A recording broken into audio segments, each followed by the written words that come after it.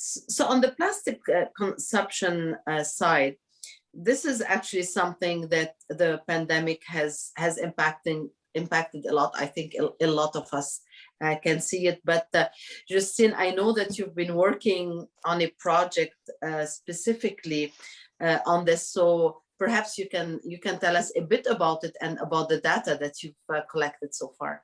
For sure. No, and that was an excellent point you ended off with, Dr. Niemer, with regards to the need for data, because that's where we are with the pandemic. I mean, and plastics, since we started, I guess, the lockdowns in 2020, we've seen shifts happen throughout our plastic consumption in our daily lives, from using extra packaging at the supermarket to not bringing your bags, all the way to takeout containers from the restaurants.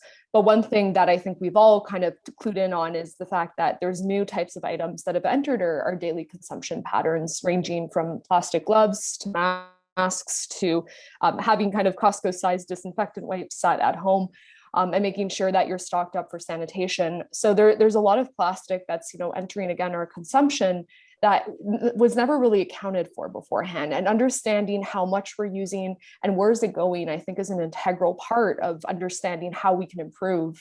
And one thing that happened in the beginning of the pandemic was I was actually stranded in Toronto. I never intended to end up back home near my family, simply because I was going to be doing field work in Alaska and it was going to be great. But upon returning home and seeing all these patterns evolve, my partner and I decided we were going to pick up our cell phones and, instead of texting, use citizen science technology to map out these patterns of where all this pandemic waste is leaking into.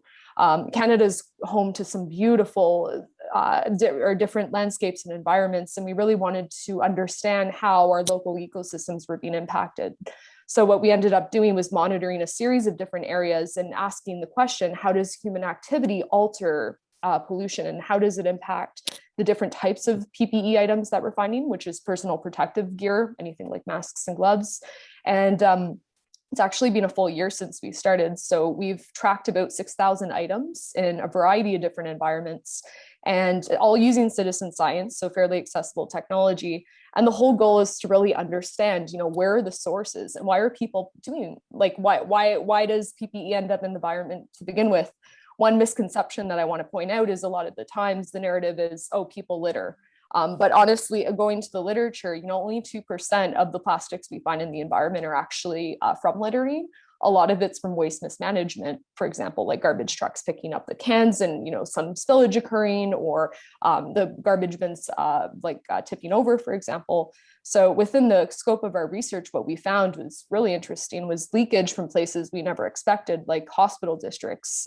In Toronto, we found they had the second highest density of PPE, which for a waste management system that's very tightly regulated normally. I mean, I think I can speak on behalf of everyone in this Zoom call that you never go to a hospital and see piles of masks or gloves in the hallway, but yet you're seeing them outside the entrances during COVID, which is a little mind-blowing.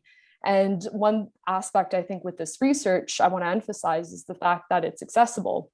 That to do this kind of science, you don't have to go to university and get your PhD in waste management. All the tools are there for folks to get involved. And also looking at what policymakers can do. I think there's a lot of opportunity for using this kind of work of having rapid assessments during very stressful times like pandemics, so that we can save ourselves a lot economically down the line when we do have to clean up our mess. Because with COVID, in fighting a public health crisis, we've somewhat put ourselves in a huge environmental disposition with the amount of waste we've generated.